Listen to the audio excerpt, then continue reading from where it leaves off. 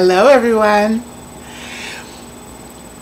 Well, it's almost the end of the year and there have been so many things that I have learned this year and so much that just keeps unfolding as we get closer and closer to the end of the year. It seems like there's more and more things that just kind of ring my chimes and make me go, oh, that's amazing.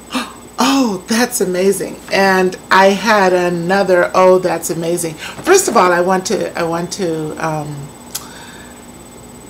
kind of address the fact that we had a couple of new terms this year. We had Black Friday.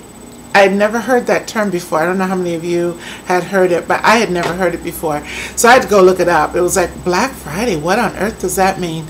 And I found out that it meant that all the businesses were going to go into the black the day after Thanksgiving because that's supposed to be the biggest sale day of the year.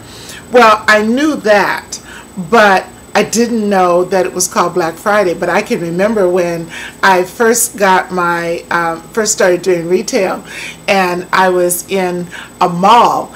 I can remember like August and September and October going, oh my God, if I can just make it until Thanksgiving, if I can just make it until Thanksgiving.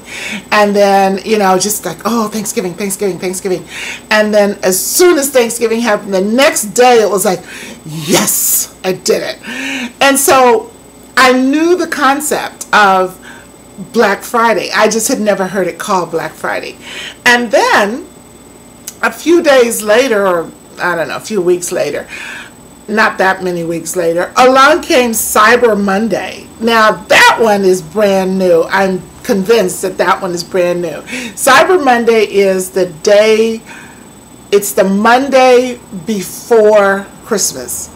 Because supposedly everybody is like doing their last minute shopping to buy things online in order to get them shipped to them by Christmas.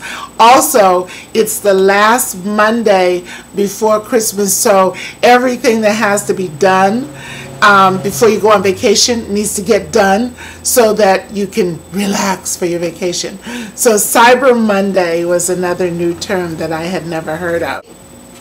I had a couple of epiphanies because I was looking at the news, which I seldom do, but you know, Yahoo has put it on the front page now, so you can't check your mail without, you know, the news sitting there staring you in the face going, look at me, look at me.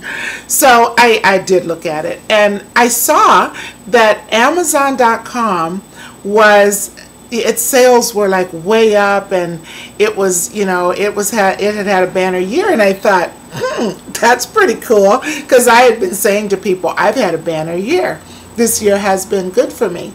And I thought about what made Amazon have a banner year when so many retailers were saying that sales were down, the economy was really hurting them, that they were really worried, etc., etc. Just before Christmas, about a week, 2 weeks before Christmas, I decided I wanted to give my friend a camera for Christmas.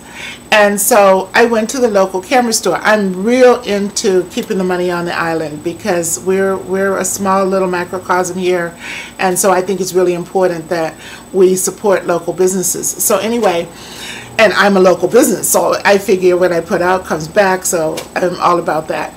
So I went to the local camera store to get the camera that I had seen online. I did all my research online, but I went to a local store to get the camera. And so I printed out a picture of it because I wanted to be sure that I got it right. And I walked into the store and I said, I would like this camera. And I'm holding up the picture of the camera. And the guy takes it and he looks at it and he says, oh, we don't have that in stock. And I said, but, well, you know, can you get it before Christmas? And he said, oh, you know, the economy is really off this year, and so we're just not ordering very much stuff. And I said, yeah, but I want it, you know. And he says, well, ma'am, I don't know what to tell you, you know. You might want to check, I don't know, Walmart or Costco or something. And I was really disappointed, and I thought, gosh, that's like amazing, you know. And so I did check Walmart and I did check Costco, and neither one of them had it. And so I went home and I'm like, but I really wanted to get this camera. So I went online. And I went back to the places that I had did my research, and I went to Amazon.com. I ordered the camera. They shipped it for free, and I had it for my friend for Christmas.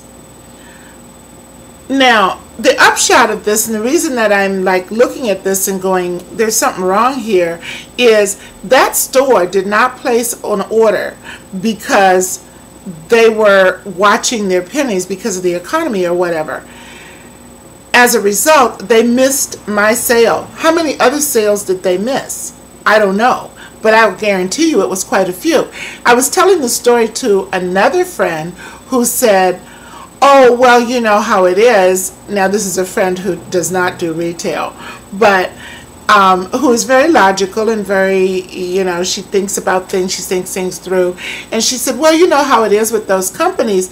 They have to order a whole lot of stuff in order to get the, you know, get the stuff that, you know, to get an order. So, you know, your one camera, you know, maybe they would have had to place a $20,000 order in order to get that camera. And I said, yeah, but what about customer service? And she said, yeah, well, you know, $20,000, $400. You do the math. It's not, you know, it's not worth it. And for a second there, she stopped me, you know. She said, I thought about it, and I went, oh, she's got a point. And then I went, well, wait a minute. No, she doesn't have a point. Because when I went home and bought the camera on Amazon.com, I paid $100 less for the camera than that store would have charged me for it. So he could have gone online, bought the camera at the same price that I paid for it on Amazon.com, taking his time because cameras are his business, and buying the camera, getting it shipped to him postage free, calling me up and going, hello ma'am, we have your camera in stock. I would walk in the store, give him $100 more than he paid for the camera. He would have made $100. I would have been happy. The money would have stayed on the island. I would not have felt that he had done something unethical by ordering it from Amazon, which is where I ended up ordering it from. He would have saved me time. It's about customer service. So anyway, that's my little rant. But I think that sales are down because people stop spending. He didn't want to spend money, so he didn't make any money. And you know, if you don't have anything on the shelf, you can't make any sales. And I noticed that a lot of my competitors and a lot of my peers had empty shelves this Christmas. They just didn't have much stuff for sale, and so they were all complaining that sales were down. I had sat and just made stuff and made stuff and made stuff and made stuff. It was, I just, in my mind, I said, you know, it's not perishable. So if it doesn't sell now, it will sell eventually. I'm just going to make it. That way I'll have it. If I get so much that I have no place to put it, then I can take a couple of days off or a week off and not have to make anything. What actually happened was I pretty much sold out. And so I think that if you build it, they will come, so to speak. So that's my 2 cents worth on that.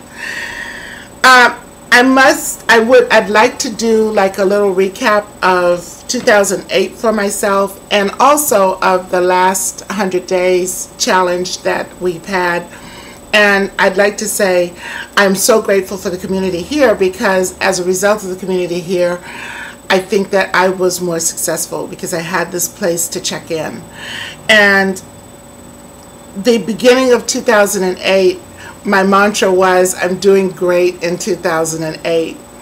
And I have to say that the closing mantra is, I did great in 2008.